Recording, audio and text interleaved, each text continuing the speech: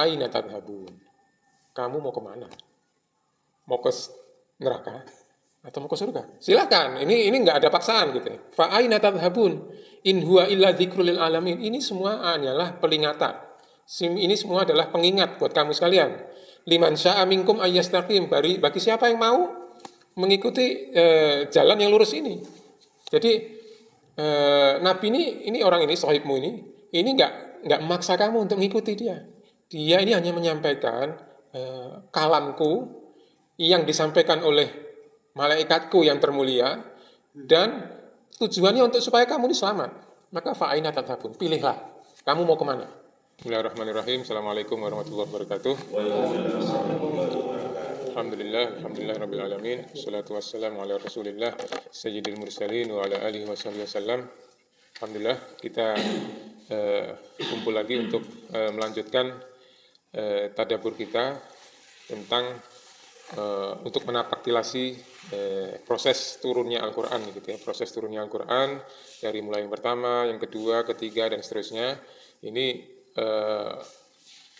perspektif atau metode yang agak berbeda dengan yang biasa kita lakukan di setiap Sabtu ya. Di setiap Sabtu kan kita mengikuti urutan ayat demi ayat. Kita bahas ayat demi ayat dari suatu surat, terus runut ayat berikutnya sampai selesai gitu ya. Pada kajian yang ini metode yang kita gunakan berbeda. Kita mencoba memahami turunnya Al-Quran itu, ayat-ayat Al-Quran ini dari proses turunnya Al-Quran. Karena dari tahapan turunnya ayat Al-Quran itu kita mendapatkan pelajaran yang sangat banyak dari yang kita sudah sampai pelajari sampai saat ini. Ini sudah sampai yang ke-7. Betapa tahapan-tahapan turunnya Al-Quran itu juga mengandung makna yang banyak sekali yang bisa menjadi pelajaran buat kita. Saya ulangi sekilas bahwa pertama yang diturunkan Al-Quran adalah perintah untuk membaca, sehingga yang diperlukan pertama kali sebelum nanti seperti dalam kasus ini adalah Rasulullah sebelum menyampaikan dakwahnya adalah banyak-banyak membaca, banyak-banyak menggali ilmu.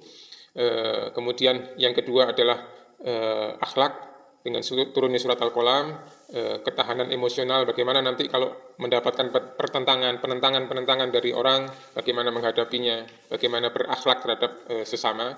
Itu yang kedua. Kemudian yang ketiga, penguatan spiritual dengan turunnya Al-Muzammil, dengan banyak bangun malam, dengan banyak berdoa, membaca Al-Quran dan sebagainya. Kemudian baru Al-Mudaththir untuk menyampaikan. Dan kemudian yang pertama disampaikan adalah intisari Al-Quran, abstrak dari seluruh Al-Quran ini, yaitu Ummul Quran Al-Fatihah. Itu adalah turun kelima setelah surat Al-Mudaththir. Setelah turunnya Al-Fatihah, kemudian Nabi mulai menyampaikan, dan menyampaikan itu mulai dari yang terdekat dulu, yaitu menyampaikan kepada keluarga-keluarga yang terdekat, sehingga kemudian ketika Nabi menyampaikan itu, maka langsung muncul penentangan yang keras dari salah satu keluarga yang terdekat, yaitu pamannya sendiri, Abu Lahab, sehingga turunlah surat yang kita bahas pada minggu lalu, surat Al-Lahab itu. Itu adalah baru Nabi pertama menyampaikan, langsung muncul penentangan dari orang terdekat, yaitu pamannya sendiri dan besannya sendiri, paman dan besan. Dan kemudian dikecam oleh Abu Lahab, Nabi tidak membalas, yang membalas Allah dengan turun tabbat yada Abi Lahab wa tab itu. Nah, itu sudah kita bahas, saya nggak mengulangi lagi. Sekarang berikutnya turun surat At-Takwir. Saya juga tidak akan membahas ayat demi ayat seperti metode yang kita gunakan pada kajian hari Sabtu. Yang akan kita lakukan di kajian surat At-Takwir ini, dalam konteks ini adalah apa pesan yang kita bisa dapatkan dari surat At-Takwir ini. Kenapa turun setelah surat Al-Lahab? Kenapa turun surat Al-Lahab kemudian surat At-Takwir? Apa pesannya sebenarnya yang ingin disampaikan oleh Allah dalam menyampaikan surat At-Takwir ini kepada Nabi Muhammad SAW sejak dini sekali gitu ya, setelah surat Al-Lahab kemudian surat At-Takwir. Nah, pada konteks itu, pada konteks awal dakwah Nabi itu kan kaum musyrikin Mekah itu kan sangat meragukan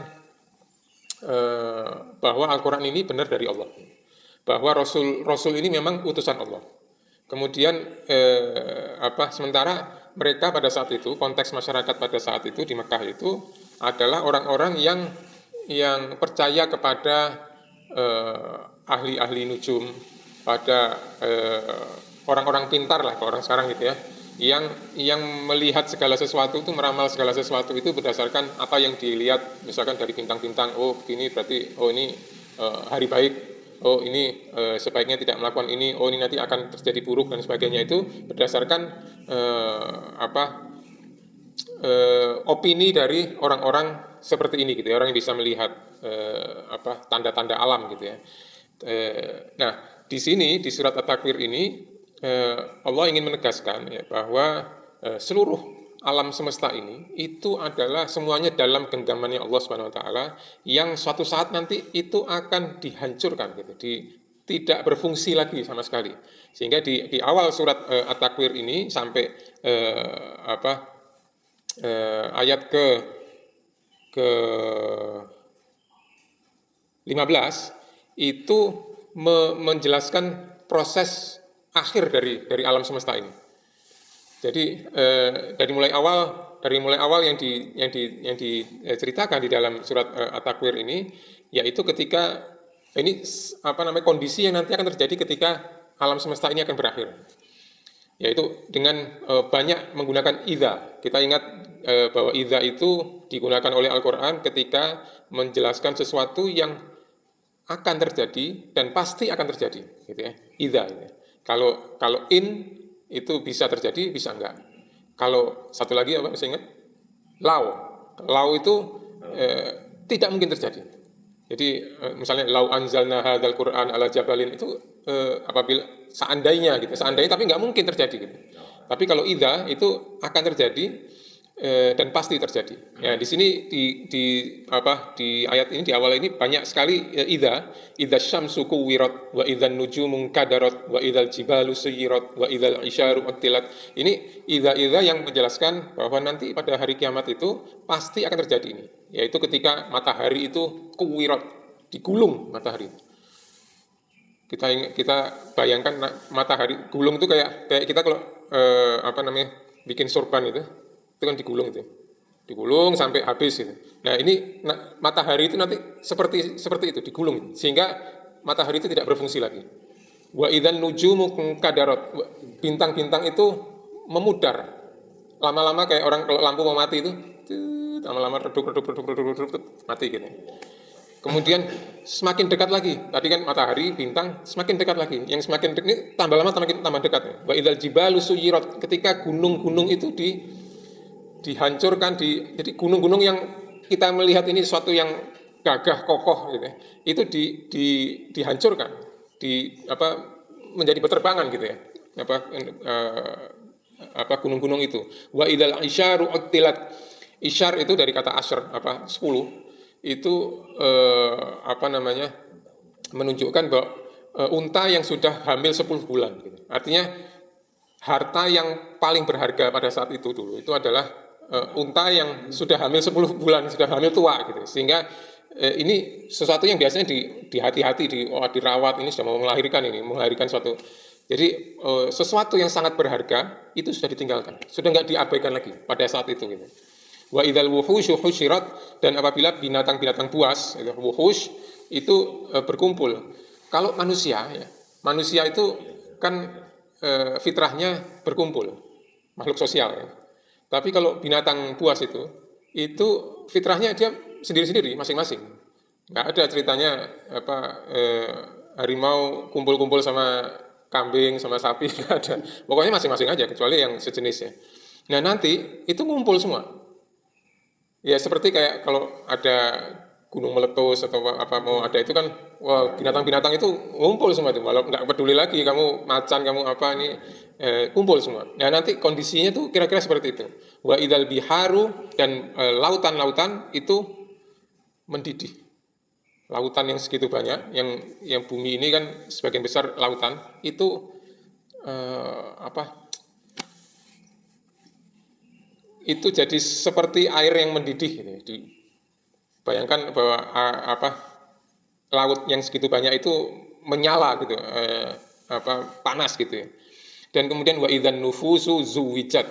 Ini banyak tafsir bahwa apabila nufus, diri-diri, jiwa-jiwa itu zuwijat itu dipertemukan, itu ada yang mengatakan jasmani dikembalikan lagi, dikumpulkan dengan rohaninya, ada yang mengatakan orang-orang ini dikumpulkan, yang baik dengan yang baik, yang buruk dengan yang buruk, yang biasa-biasa dengan yang biasa-biasa gitu ya. Kalau di dalam surat Al-Waqiah itu disebutkan wa kuntum azwajan thalatha, bahwa kalian itu nanti dipasangkan, dikumpulkan, dikelompokkan menjadi 3. Wa ashabul maimanah, wa ashabul mas'amah, golongan kanan, golongan kiri, dan wasabiqun as-sabiqun ulaika hum al-muqarrabun, orang yang terdahulu, juaranya lah gitu ya, orang yang didekatkan oleh Allah Subhanahu wa taala. Nah, ini nanti itu dikelompok-kelompokkan di hari kiamat itu, wa idzal mau'udatu su'ilat, yaitu orang-orang yang dulu itu kan pada zaman jahiliyah itu bayi-bayi perempuan itu dikubur hidup-hidup. Nah, nanti itu mereka yang dikubur hidup-hidup, bayi-bayi yang lahir, bayi perempuan yang hadir, yang dikubur hidup-hidup itu akan ditanya. Ini kan aneh. Biasanya kan yang ditanya itu yang bersalahnya. Kamu kenapa begini? Enggak, yang ditanya yang korbannya. Korbannya ditanya, bi ayyi dzambin qutilat. Dosa apa kamu kok dibunuh, itu dosa apa? Bayinya yang ditanya. Ini kalau kita korelasikan dengan zaman jahiliyah dulu, orang itu mengubur bayinya hidup-hidup itu kan karena takut nanti kalau besar dia nggak bisa menghidupi.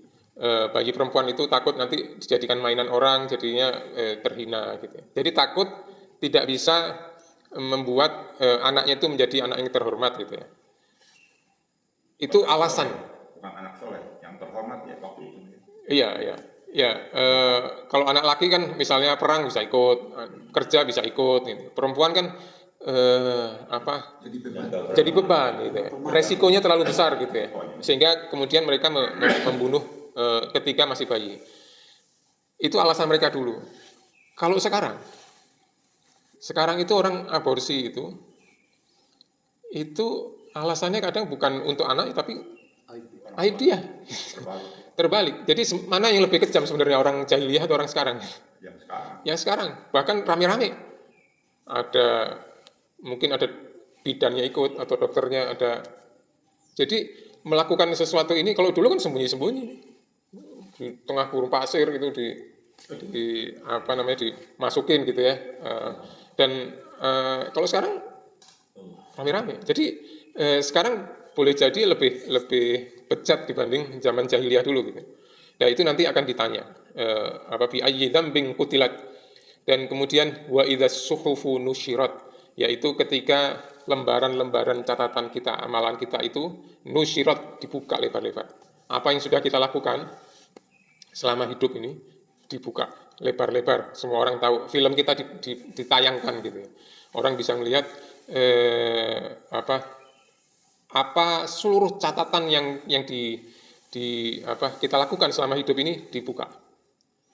Mungkin di surat Al-Kahfi itu sampai orang itu heran, mali hadzal kitab apa ini?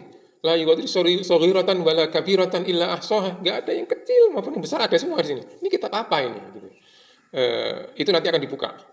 Dan kemudian wa idzas sama'u kushitat. Ketika catatan sudah dibuka, kemudian langit itu akan terbelah, dihilangkan, disingkap gitu, kayak horden ini dibuka, sehingga akan terlihat wa idzal jahimu su'irat, neraka dinyalakan di sini.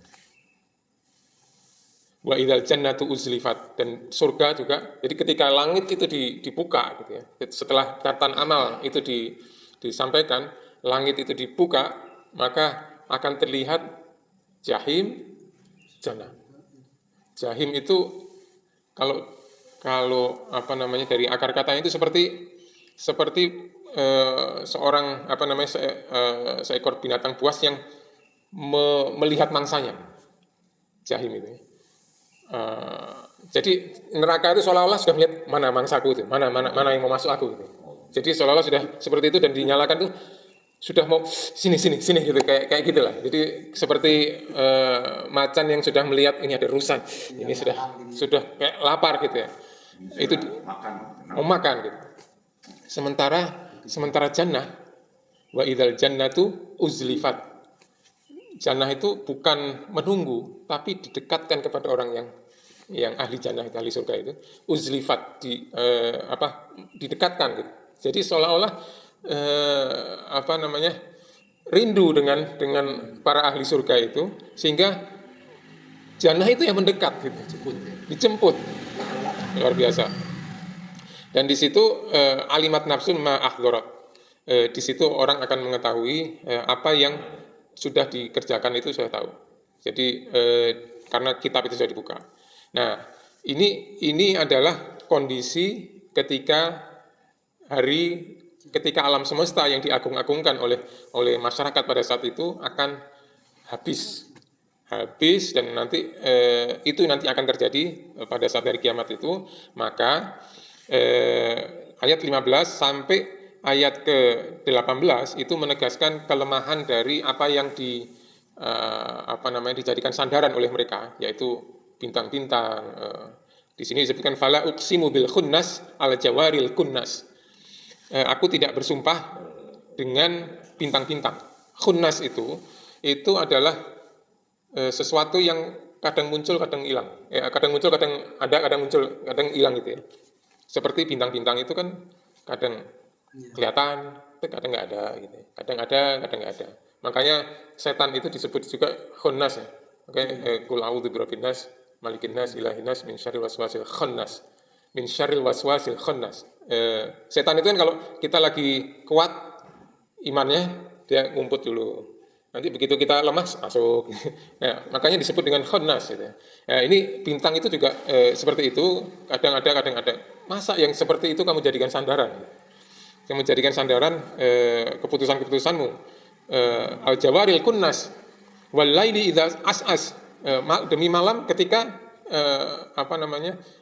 gelap gitu ya. Sehingga engkau bisa melihat bintang, tapi ingat bahwa ada pagi, ada wasubhi idza tanaffas, ketika semua itu hilang gitu. Enggak ada lagi itu yang kamu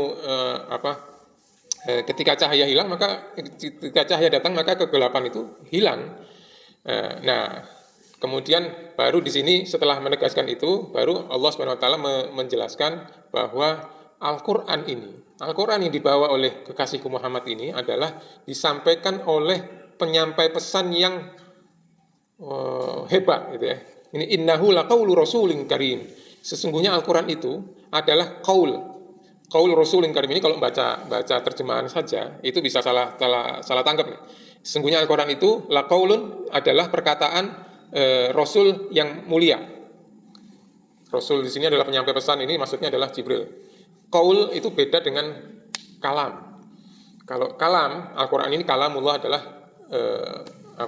seperti misalnya Pak Arif berkata saya akan pergi ke masjid gitu ya. Pak Arif yang ngomong itu kalam Pak Arif. Tapi kalau Pak Arif ngomong terus saya dengar, terus saya mengatakan ke Pak Dadang, Pak Arif akan pergi ke masjid. Itu qaul. Jadi saya mengatakan apa yang dikatakan Pak Arif itu qaul. Makanya hadis-hadis itu qala Rasulullah sallallahu alaihi wasallam. Itu qala itu adalah mengatakan sesuatu perkataan yang diucapkan dari kalamnya orang lain. Sehingga di sini digunakan innahu laqaulu rasulin karim, adalah perkataan yang disampaikan, perkataan Allah, kalamullah yang disampaikan oleh penyampainya itu adalah seseorang yang rasul. Rasul itu dari arsala yursilu itu menyampaikan. Rasul itu adalah orang yang profesinya adalah penyampai.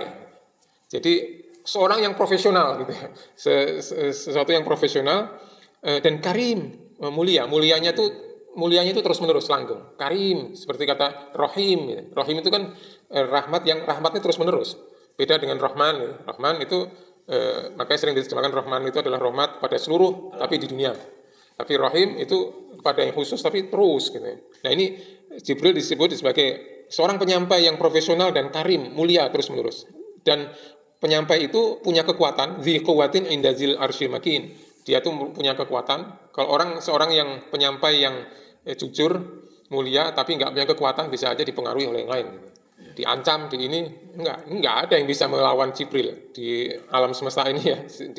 Itu nggak ada yang bisa mengalahkan Jibril itu dengan, kalau kita lihat deskripsinya Nabi tentang Jibril itu ya, sayapnya dari ujung sampai ufuk sampai timur ke barat, punya 600 sayap ketika datang itu. Nah itu wallahu alam itu gaib ya, tapi kita bayangkan ketika Nabi pertama kali bertemu gitu ya, didekap oleh orang isolis seperti itu gitu. Kita bayangkan itu. Dzil quwwatin inda dzil arsy makin. Kedudukannya itu mantap di samping ars. Ars itu adalah biasanya kalau bangunan ini itu paling atas itu disebut ars. Sehingga ketika bangunan itu runtuh, sehingga arsnya itu atapnya itu menimpa bawahnya, di Al-Quran disebut khawiyatun ala urushiha. Atapnya itu menimpa ambruk gitu ya. Tapi kalau cuman dikit-dikit gitu, itu biasanya bukan nggak sampai ambruk, itu nggak khawiyatun ala urushiha. Jadi malaikat Jibril itu tempatnya di yang dekat ars gitu. Artinya memang bosnya para malaikat gitu. Dan jarang turun kecuali memang hal-hal yang penting. Makanya disebut makin gitu. Mantap di sana gitu. Muta'in sama amin, ditaati oleh semua. Malaikat-malaikat penjaga surga, malaikat neraka itu taat sama semuanya taat pada Jibril ini. Kemudian setelah menjelaskan tentang bahwa Al-Quran ini itu yang menyampaikan adalah seorang yang mulia, profesional, kuat, bosnya para malaikat gitu ya. Kemudian baru bergeser kepada Nabi Muhammad. Wa ma sahibukum bimajnun. Di sini menggunakan kata sahib. Artinya orang ini, Muhammad ini sallallahu alaihi wasallam ini adalah sahibmu, temanmu. Kamu tahu dari kecil sampai sekarang ini, kamu tahu orang ini. Orang ini tuh jujur, orang ini tuh seperti apa, kamu tahu persis. Ini sahibmu gitu, temanmu gitu. Kata Allah itu. Kata Allah, wa ma sahibukum pada orang-orang kafir Quraisy ini bukan orang gila. Kamu tahu persis orang ini. Ini sahibmu, temanmu, sahabatmu gitu. Ditegaskan bahwa dia bukan orang yang gila, dan memang betul sahibmu ini, temanmu ini sudah melihat Jibril itu melihat berkali-kali menemui Jibril yang sangat kuat tadi itu dengan terang benderang, dengan yakin gitu. Dan wa ma huwa 'alal ghaibi bidhanin. Dan kalau orang-orang pintar gitu ya, itu kan kalau diminta informasi nanya dulu wani piro, mau kasih tahu udah, terus nanya tambahan lagi, tambahan lagi dong. Nah ini di sini wa ma huwa 'alal ghaibi bidhanin. Nabi Muhammad ini nggak pernah minta apa-apa dari kamu, nggak pernah pelit dengan segala sesuatu yang gaib yang dia tahu, dia akan sampaikan. Maka nggak mungkin kamu ngomong ini dukun, ini ahli orang pintar, nggak, beda banget. Wa ma huwa biqauli syaitonir rajim, dan juga bukan perkataan setan. Jadi jelas ya, ini penyampainya ini dari aku, kata Allah, Al-Quran ini yang menyampaikan seorang yang profesional dan mulia, ditaati oleh semua, nggak ada yang berani mengganggu dia. Jibril. Kemudian disampaikan kepada temanmu yang kamu tahu persis gimana dia jujurnya dari kecil sampai sekarang gitu ya. Kadang kan orang kalau seorang ustadz atau apa gitu, biasanya dia terkenal biasanya di luar daerahnya biasanya. Karena ketika di daerahnya orang tahu, wah kamu kecilnya kan saya tahu kamu dulu suka gini gitu. Ya suka gitu. Tahu modalnya. Kamu gini kan dulu kan ya bareng-bareng kita kan gitu misalnya gitu ya. Nah ini Nabi ini di tengah kaumnya sendiri, orang tahu persis ini dari lahir sampai ini orang yang sangat mulia gitu. Nah, dan nanti kalau kamu percaya ini, kamu akan selamat. Seperti nanti di hari ketika semuanya itu akan hancur, alam semesta ini, kamu akan masuk ke jannah. Kalau enggak, kamu akan masuk ke neraka yang akan mengincarmu dengan semangat gitu. Maka pertanyaan yang disampaikan oleh Al-Quran, fa aina tadhhabun, kamu mau kemana? Mau ke neraka atau mau ke surga? Silakan, ini nggak ada paksaan gitu. Fa aina tadhhabun in huwa illa dzikrul lil alamin. Ini semua hanyalah peringatan. Ini semua adalah pengingat buat kamu sekalian. Liman syaa minkum ayyastaqim, bagi siapa yang mau mengikuti jalan yang lurus ini. Jadi Nabi ini orang ini, sahibmu ini nggak memaksa kamu untuk mengikuti dia. Dia ini hanya menyampaikan kalamku yang disampaikan oleh malaikatku yang termulia, dan tujuannya untuk supaya kamu ini selamat. Maka fa'aina tadhhabun, pilihlah kamu mau kemana. Liman syaa minkum ayyastaqim, tapi ingat, wa ma tasyauna illa ayyasha'allahu rabbul alamin, bahwa semua yang terjadi itu, semua itu tidak akan keluar dari kehendak Allah. Kamu bisa di dalam lingkaran ketentuan Allah ini kamu bisa memilih, tapi ingat ada batas yang Allah tentukan, kehendak Allah itu yang nanti akan terjadi. Kamu mau ikut, mau enggak, faman syaa falyu'min, wa man syaa falyakfur. Tapi ingat, kalau kamu mukmin kamu akan ke sini, kalau kamu kufur akan ke sini.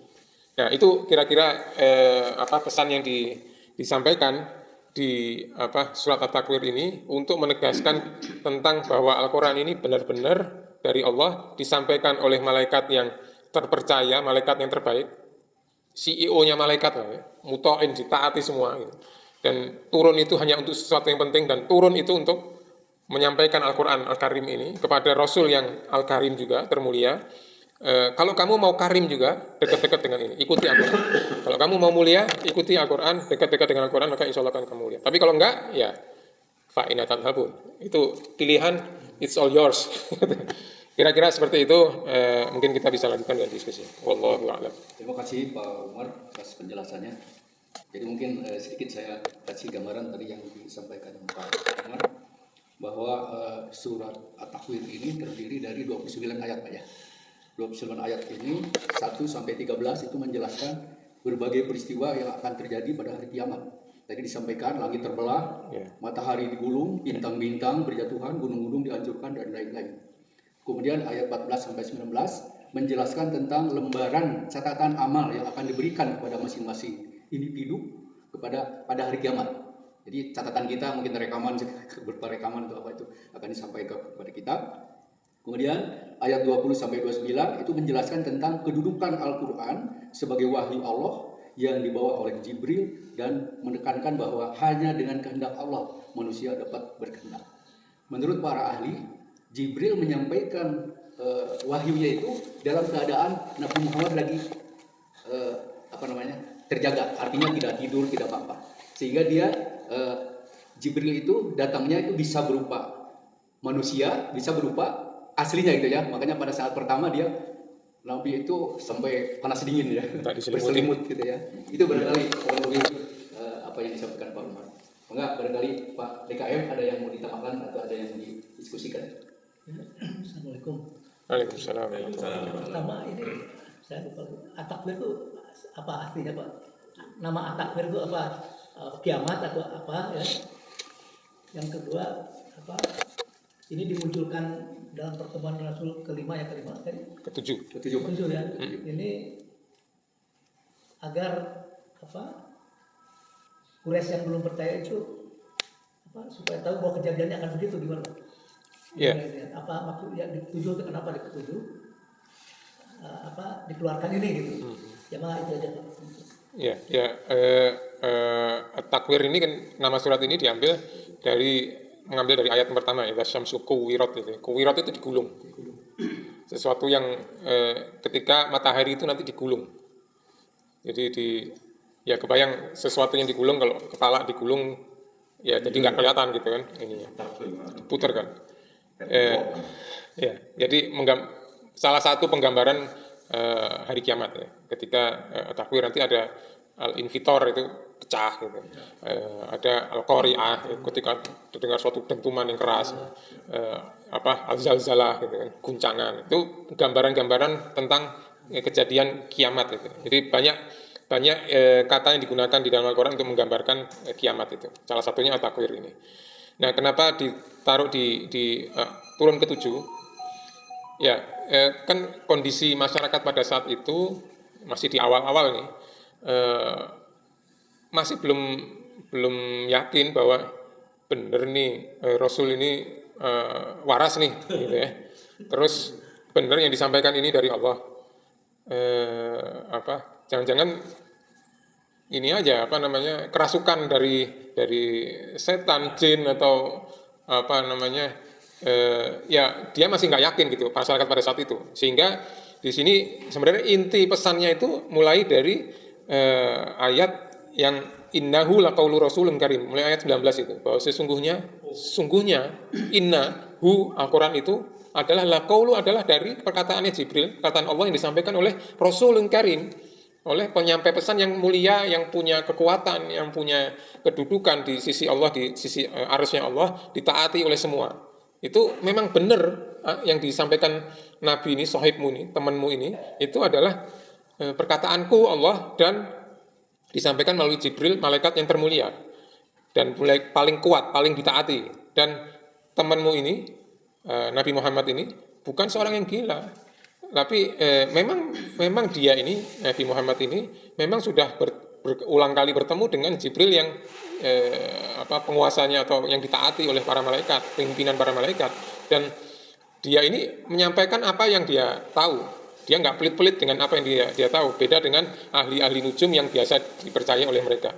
Jadi, dan wa ma huwa biqauli rasyaitonin karim, dan bukan apa yang dikatakan itu sebagai perkataan setan atau jin atau siapapun gitu. Jadi menegaskan kepada masyarakat Quraisy pada saat itu bahwa memang yang disampaikan itu Nabi ini benar, yang disampaikan itu benar, disampaikan perkataan-perkataan itu oleh malaikat yang pokoknya ter semua gitu. Jadi penegasan itu. Itu kenapa ini turun di awal-awal gitu ya. Sehingga terserah kamu mau ikut mau enggak, terserah, tapi ini benar gitu. Kamu tahu persis orang ini, Muhammad ini sahibmu dari kecil. Kamu tahu persis orang ini seperti apa. Dan yang disampaikan itu memang perkataan yang benar, yang akan membuat kamu ini selamat pada saat kondisi alam semesta ini nanti hancur. Alam semesta yang kamu agung-agungkan, yang kamu jadikan petunjuk, bintang, kan orang-orang di sana sangat ahli, banyak yang ahli begitu dan percaya nanti bintang-bintang ini akan hancur, matahari ini akan hancur. Terus apa yang kamu lakukan, kamu suka mengubur anak perempuan hidup-hidup, nanti anak itu akan ditanya, bi ayyi dzambin qutilat, salah apa kamu? Kok kamu dibunuh gitu. Jadi untuk penyadaran masyarakat Quraisy pada saat itu di awal-awal dakwahnya Nabi. Kira-kira seperti itu, Pak. Ya itu Pak, ini mengenai tadi kan Nabi itu dikatakan katanya disangka orang gila. Itu pada waktu kapan tuh Pak? Waktu menyampaikan pesan surat apa gitu pertamanya, sampai mereka itu kafir Quraisy itu menyatakan bahwa Nabi itu disangka orang gila gitu. Ya sebenarnya sejak awal ketika Nabi menyampaikan bahwa aku menerima wahyu, itu ya dari surat yang mulai disampaikan itu Al-Mudaththir kan, Qum fa'andzir. Tapi yang disampaikan kan semua kan, termasuk dari yang Iqra itu kan disampaikan ke masyarakat gitu. Sebenarnya mereka itu nggak punya alasan untuk menolak gitu sebenarnya. Yang disampaikan indah, orang yang menyampaikan indah, yang disampaikan itu hal yang baik gitu. Sehingga ya sebenarnya mencari-cari alasan untuk menolak gitu. Wah, ini udah gila ini. Ini sudah. Makanya ketika kemarin kita bahas surat Al-Lahab itu kan, sebelum menyampaikan itu kan Nabi berdiri di Bukit Sofa, kalau aku katakan di balik sini ada pasukan yang siap menyerang kita, kamu percaya nggak? Percaya gitu. Nah, ketika menyampaikan ayatnya langsung tabballaka ya Muhammad, celaka kamu, anak sialan gitu. Nabi nggak membalas, Allah yang membalas. Tabbat yada abi lahabin wa tab. Turun surat Al-Lahab itu kan. Jadi ya sebenarnya ada yang bilang gila, ada yang bilang dukun, ada yang bilang penyair. Tapi sebenarnya itu sesuatu yang tidak beralasan sebenarnya menyampaikan itu. Tapi untuk menolak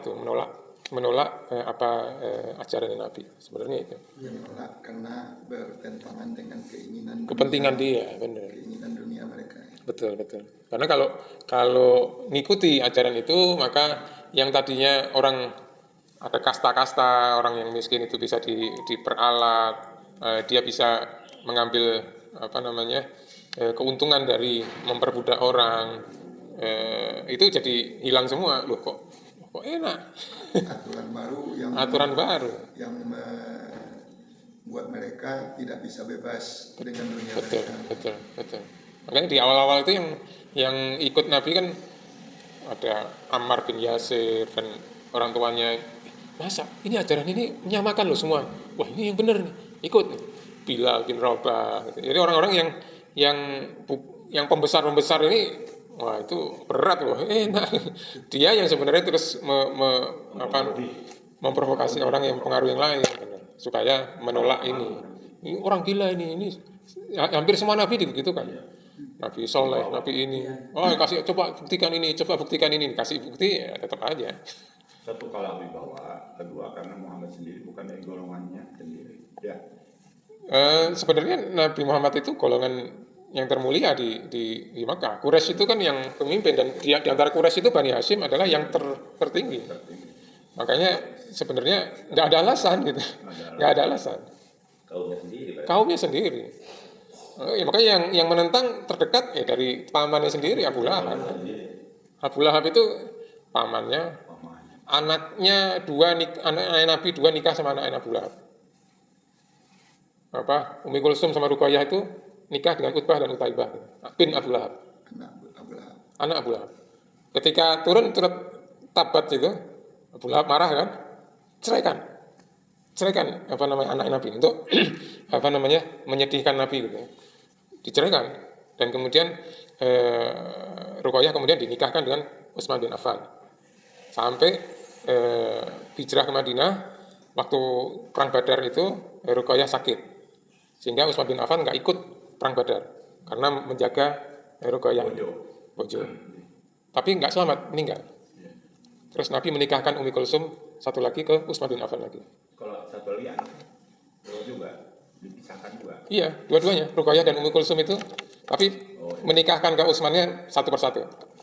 Jadi kedua anaknya dinikahkan ke Utsman karena diceraikan oleh anak Abu Lahab karena turun ayat tadi. Tapi satu persatu. Jadi ini dulu meninggal, baru itu yang satu lagi dinikahkan. Makanya Utsman disebut Dzun-Nurain, memiliki dua cahaya karena menikahi dua anak Nabi. Baik Pak Ya. Arif, barangkali yang disampaikan silakan Pak.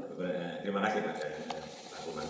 Saya mohon maaf jadi baru ikut sekarang ini dapur Al-Quran. Yang pertama saya ingin komentari mengenai surat At-Takwir ini. Memang surat At-Takwir ini memang surat yang luar biasa, karena kalau dibaca oleh imam yang suaranya bagus dan merdu dan kita mengerti, kita akan nangis.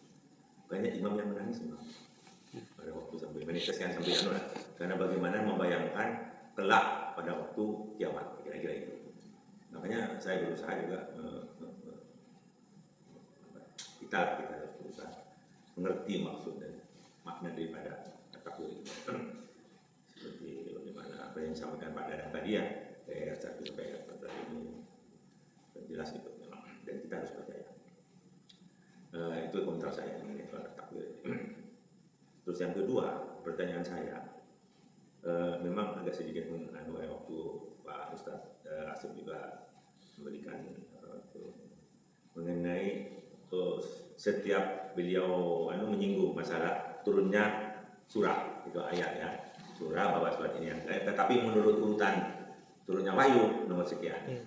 Hanya pertanyaan saya, kenapa pada waktu membuat mushaf itu yang sesungguhnya yang menulis surat itu menulis wahyu-wahyu itu para sahabat ya.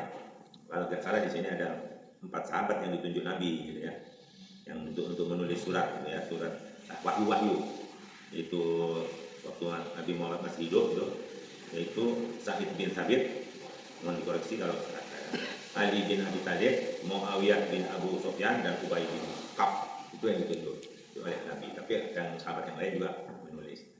Tapi yang mengumpulkan itu Utsman bin Affan yang mengandung Pak Umar. Pada zamannya. Betul yang sampai dari 14 ayat, 114 surah itu Utsman bin Affan. Ini kayak yang 4 orang itu kan hanya yang dituju, kamu nulis setiap wahyu saya ya, setiap tulis kan. Setelah itu yang mengumpulkan sampai dari ayat surat 1 sampai 114 Anas itu yang menurut aku kan Mushaf itu Utsman bin Affan, betul. Siapa? Pada zaman Utsman bin Affan dijadikan bukan kitab, Mushaf, ya. Tapi bukan, jadi tim. Tim. Jadi membentuk lajnah gitu ya, semacam panitia atau tim ahli gitu ya. Ya. Tim ahli, para hafidz pada dikumpulkan semua untuk memverifikasi bacaannya dan seterusnya, terus kemudian dibukukan. Termasuk sahabat yang dituju itu kan? Enggak. Oh iya. Yang 4 orang itu. Dan Ya, sahabat lain. sebenarnya penulis Di bawah pimpinan Utsman bin Affan. ya pada zaman jadi gini. Jadi setiap turun wahyu, Ya. Nabi kan meminta untuk dituliskan dan dihafalkan. Betul. Dan terus Nabi sudah mengatakan bahwa ayat ini nanti tempatnya di sini. Sudah diarahkan. Itu Nabi dari Allah. Untuk menulis dalam mushaf itu ya. Dalam mushaf ini nanti taruh kan kayak misalnya Al-Alaq kan, turun 1 sampai 5 dulu, terus habis itu terus Al-Qalam, habis itu nanti setahun berikutnya baru turun ayat 6 sampai seterusnya gitu. Ayat ini taruh setelah itu gitu. Itu Nabi yang mengatakan. Dan itu sudah dari zaman Nabi itu sudah urutannya begini, walaupun turunnya bertahapnya beda-beda gitu. Nah, kan ada yang ditulis di pelepah kurma, ada yang di tulang, ada yang di mana-mana gitu kan, dan dihafalkan, banyak yang menghafalkan. Nah, peristiwa yang memicu penulisan itu ketika zaman Sayyidina Umar. Sebenarnya pada zaman Sayyidina Abu Bakar bahwa ada perang yang membuat sekitar 70 para hufat itu penghafal itu meninggal. Wah, ini perlu ini nih. Bahaya nih kalau para penghafal ini habis, bahaya, maka perlu dibukukan, distandarkan. Makanya kemudian idenya zaman Umar direalisasikan di zaman Utsman bin Affan membentuk itu. Kemudian apalagi Al-Qur'an sudah mulai disebarkan ke berbagai tempat dengan bahasanya macam-macam gitu kan. Wah, ini bahaya kalau nggak distandarkan gitu. Hingga pada zaman Utsman dibukukan menjadi satu mushaf standar ya, mushafnya begini. Itu zaman Utsman. Maka disebut mushaf Utsmani. Tapi masih ada tanda baca, terus wakofnya, tajwidnya itu masih belum seperti sekarang ini. Nah, nanti pas zaman Ali ketika mulai ada orang dari luar banyak datang, wah ini pemotongannya salah, artinya salah nih. Sayyidina Ali menunjuk namanya Abu Aswad Ad-Duali, itu ahli bahasa, ahli tata bahasa, untuk merumuskan ilmu tata bahasa Al-Quran ini wakofnya begini. Itu setelah zaman Ali. Jadi terus berkembang sampai dari kayak sekarang ini. Itu bertahap. Dulu tulisannya begini, nggak ada titik-titik, nggak ada itu, terus kemudian sampai tajwid ini dengung, ini enggak. Itu Gundul lah istilahnya. Gundulnya gundul banget ya. Gundul banget. Iya. Cukup Pak Arif. Kayaknya Pak Dokter udah siap-siap. Wow. Bismillahirrahmanirrahim. Saya bertanya-tanya dan banyak orang bertanya, kalau penjelasan Quran sejelas itu tentang Quran dan tentang surga dan neraka, kenapa kok masih ada orang yang memilih neraka? Dengan yakin memilih neraka, mau mengorbankan segalanya untuk neraka. Malahan nggak apa-apa masuk neraka, nanti saya akan bikin pesta di sana dengan batasnya dengan mantap ngomongnya itu. Nah, saya coba dapatkan jawabannya. Saya bisa benar, bisa salah, ya. Karena itu saya kemukakan dengan pemikiran seperti itu. Saya mulai bahwa Allah sengaja menurunkan 2 jalan, wahadaina najdain, untuk dipilih oleh manusia. Jalannya disediakan 2. Jiwanya diberi kecenderungan 2. Fa'alhamaha fujuraha wa taqwaha. Fujur dan takwa. Fujur dan takwa ini fadjalul hada. Ditetapkan Allah kadarnya fujur semacam begitu, kadarnya takwa semacam begitu, ada. Diberi petunjuk tentang tujuan penciptaan fujur dan tujuan penciptaan takwa. Fujur itu sifatnya kufur, menutup diri. Takwa itu sifatnya furqan, membuka diri dan bisa membedakan yang hak dan batil. Fujur yang kufur menutup diri, dia jadi buta dan tuli.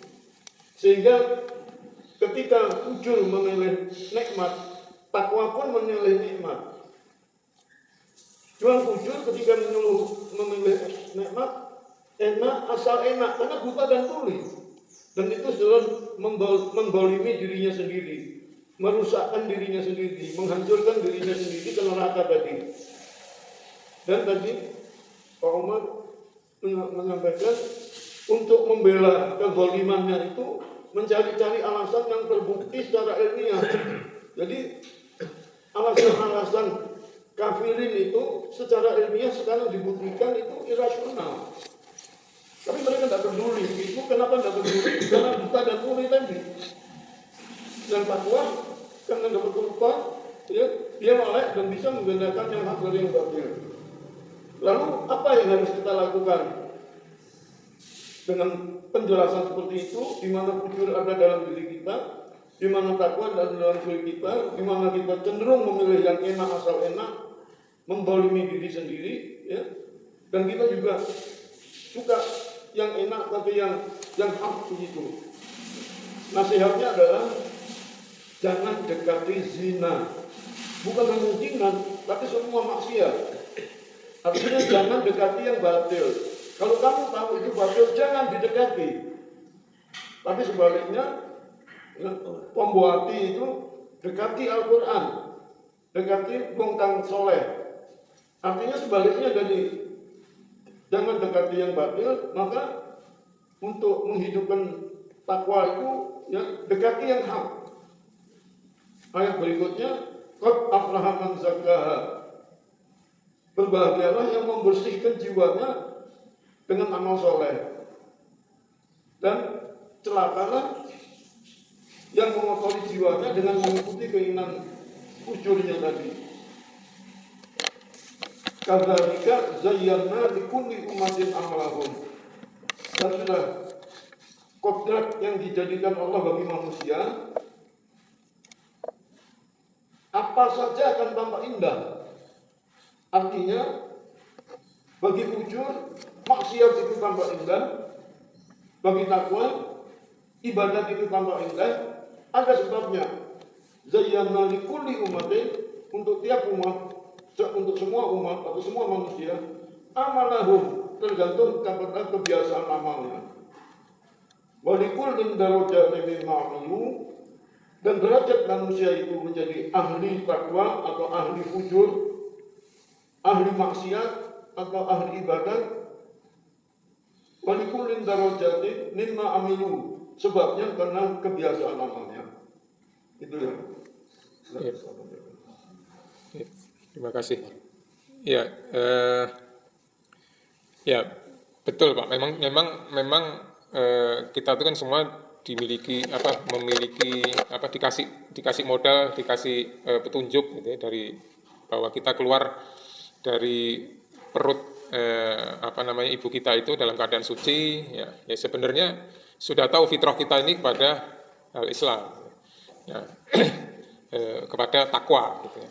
Tapi dan kita dikasih tahu bahwa nanti itu juga akan ada yang buruk itu buruk, yang baik itu sudah dikasih tahu. Nah, seringkali kita itu melawan fitrah kita, melawan petunjuk dari fitrah kita itu, sehingga kita melawan itu selangkah demi selangkah. Makanya istilahnya di dalam Al-Quran itu wala tattakhidhu khutuwatis syaiton. Jangan mengikuti langkah-langkah, karena semakin jauh kita melangkah, semakin susah untuk kembali. Semakin banyak titik hitam gitu ya yang menutupi hati kita itu, semakin susah kita menerima cahaya itu. Poek. Nah, makanya perintahnya itu kayak tadi, wala taqrabuz zina, jangan mendekati zina, wala taqrabu malal yatim, jangan mendekati harta anak yatim. Jangan dekati, karena kalau dekat itu tarikannya kuat soalnya. Kamu magnetnya kuat. Kalau dengan misalnya dengan lawan jenis itu jangan berdua-dua di sini. Itu karena tarikannya kuat. Gitu. Tarikannya kuat kepada perbuatan-perbuatan yang seperti itu. Makanya jangan mendekati dan jangan kalau mengikuti perbuatan maksiat itu ya segera sadar gitu. Jangan jauh-jauh melangkah. Kalau semakin jauh semakin susah untuk kembali. Kira-kira seperti itu, Pak. Saya sedikit komentari yang Pak Dokter. Sesungguhnya kita ini apa yang disampaikan Pak Dokter betul. Jadi hakikatnya kadang-kadang manusia yang kasus seperti itu ya sekarang ini sudah terjadi terang-terangan yang berbuat maksiat. Beberapa pemimpin kita yang berbuat maksiat sudah jelas di TV sudah jelas kan, ketawa, protes sambil angkat tangan, itu kan sudah senang ya senang sudah. Jadi sudah katanya sudah begitu, sudah ada perubahan ya kan. Itu satu itu. Jadi sudah hampir sama dengan apa yang dikatakan Pak Umar seperti jahiliyah sudah ya sudah coek kan sudah. Ya nanti saya orang nggak lihat kok saya nanti masuk di neraka ya gitu kan. Bisa jadi lebih dari jahiliyah. Saya nih pejabat nih ada yang lihat di kawal di neraka nggak ada yang lihat. Nah, ada yang ngomong begitu. Iya betul. Tapi kita begini seorang yang beriman ya. Kalau kita membaca Al-Quran memang harus doa khutbah Quran. Itu yang satu-satunya menurut saya. Karena doa khutbah Quran itu betul-betul harus diresapi. Makanya sampai ada lagu yang kalau saya mendengar itu saya terus terang mohon maaf ya. Hati saya tergetar kalau lagu khutbah Quran itu dinyanyikan oleh ya Allah, jadikanlah Al-Quran itu sebagai imam, sebagai cahaya, sebagai petunjuk, ya kan? Itu. Dan apabila aku lupa, ingatkanlah ya Allah pada waktu siang dan malam. Di situ artinya. Betul-betul memohon kepada Allah supaya tidak terjadi seperti begitu. Yang apa yang Pak Dokter enak aja ya. Kita ini kan apa lagi kita kembali lagi pada suatu ayat yang mengatakan Allah bisa membolak-balikkan hati kita. Mudah-mudahan dalam yang kita sudah dibolak-balikkan menjadi orang yang bertakwa. Itu menurut saya gitu ya. Jadi nggak bisa Pak, nggak bisa. Apalagi yang terakhir dari ayat ini takbir Allah menghendaki jalan lurus. Apabila Allah menghendaki ya terjadilah begitu Allah menghendaki. Kira-kira begitu Pak. Ya, ayat terakhir yang dibaca Pak Umar tadi, ya itu kita kembali lagi. Saya kira itu Pak. Yang saya tujuh dengan takwa itu ya, nah, gitu. Tapi bisa. Betul. Terima kasih atas. Ya, saya kira itu Pak Dadang ya. Kita alhamdulillah udah terasi 1 jam kita ini. Masih ada Pak? Ya kebagian pasti. Tadi sudah ada yang jemput tadi saya lihat anak saya. Waktu ya Pak, karena semua juga datang sini pasti akan bertanya. Orang terus bertanya gitu. Yang lain sebagainya. Pak yang itu ya. Berarti Jibril itu kan kalau sekarang koordinatornya ya makhluk malaikat. Ya. Kedekatan dengan Allah itu kalau begitu dekatnya, duduknya juga di aras, bahkan kata ada keterangan bahwa Tuhan juga di aras, itu berarti kan kalau malaikat lain maka mungkin nggak ada keterangan sedekat dia Nabi Jibril gitu. Gimana kedekatan antara Allah dengan itu dengan Allah dengan malaikat Jibril. Kan disegani Jibril itu ya. Iya, betul. Ya, malaikat yang paling dekat dengan Allah itu adalah Jibril. Tapi ada satu makhluk yang Jibril pun angkat tangan. Nggak bisa lebih dekat Nabi Muhammad. Ketika Mi'raj itu Jibril sudah tempatku di sini, sudah nggak bisa ini. Nabi Muhammad, apakah seperti ini perlakuan sahib dengan sahibnya gitu, teman dengan temannya? Kalau aku maju selangkah habis saya. Kalau Nabi Muhammad langsung berteman Allah pernah. Kalau Jibril pernah nggak? Kata dia terbatas waktunya. Kalau tidak salah, Jibril belum pernah ketemu sama Allah. Dalam ini kan kita nggak artikan bahwa Allah itu menduduki suatu tempat tertentu gitu ya, karena Allah nggak butuh tempat, Allah yang menciptakan tempat, tidak butuh waktu karena Allah yang menciptakan waktu gitu. Kan pada saat dipanggil ke sana itu Jibril tidak mengikuti kan? Tidak, karena mungkin ada suatu posisi lah, satu makom yang hanya Nabi Muhammad yang bisa sampai ke situ. Jadi artinya bukan berarti tidak ketemu. Oh iya, seperti Muhammad gitu ya. Betul. Tidak tahu cara ketemunya, tidak tahu. Betul. Ya itu kan malaikat itu kan masing-masing, ada yang malaikat kerjanya sujud aja, ada yang malaikat kerjanya ruko aja, ada yang kerjaannya cuman jaga surga aja, ada yang jaga neraka aja, ada yang cuman bagiin rezeki, ada yang cangkakala aja. Jadi macam-macam, ada tugasnya masing-masing gitu. Nah, CEO-nya itu Jibril gitu. Semua itu ditaati, gitu. Ditaati oleh muto'in sama amin, ditaati oleh semua. Gitu. Artinya Dan malaikat Jibril mendapatkan gelar karim, mendapatkan gelar amin, itu karena menyampaikan Al-Quran. Oke Pak, tadi kan kita bicara tentang bintang, ada kedip gitu kan. Tadi ada bicara bahwa ada padamnya. Sebetulnya mah bintang itu matahari tidak ada berhentinya kan, tidak padam, hanya situasi dunia yang berbeda saja. Berarti mengatakannya itu untuk bagi kita pada saat sekarang caan gitu. Tadi mah malam itu bagaimana situasi lokasi ya. Betul. Ya, khunnas itu kan bukan berarti hilang, tapi tersembunyi kayak setan. Tersembunyi ya. Kan ngumpet dulu bukan artinya hilang itu. Ya. Nanti ketika kita pada posisi lemah masuk dia. Nanti hilang lagi. Kita kayak auzubillahi minasyaitan, hilang lagi. Nanti muncul lagi pas lemah. Jadi khunnas itu bukan hilang itu lenyap gitu, tapi dia bersembunyi gitu. Tidak tampak oleh kita. Terakhir nih Pak, ini kan menarik banget ya, pengen hanya Pak Umar jam berapa selesai? Kalau saya mah bebas. Iya. Pak Umar jam berapa? Iya, makanya tadi anak saya sudah jemput tadi itu. setengah 7 pada Pengantar anak. Urutan pada subuh tadi, mana yang bisa dekat, mana yang tidak, maksud saya. Sehingga waktunya kan melebihi waktu tadi. Ya. Dan Kan masih dikasih spare tadi. Ya. Tapi sekarang udah lewat 10 menit spare-nya nih. Karena Pak Umar barangkali mungkin ada yang lain, mungkin